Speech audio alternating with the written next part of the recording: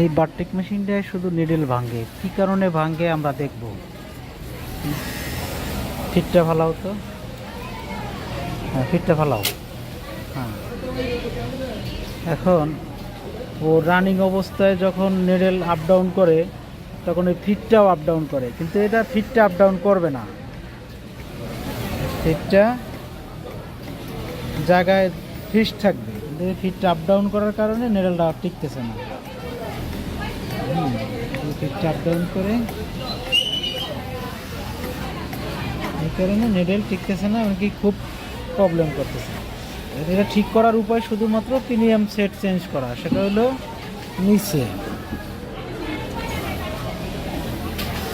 নিচে যে XY motor আছে, এই মোটরের প্রিমিয়াম মাইর খেয়েছে, যেই কারণে এটা আপ ডাউন করতেছে। এটা আপ ডাউন করার কথা না, আপ ডাউন করতেছে। এই যে XY মোটরের সমস্যা। XY মোটরে এখানে প্রিমিয়াম আছে, প্রিমিয়ামের থেকে ও আপ ডাউন করতেছে। আমরা এখন XY মোটরটা খুলবো।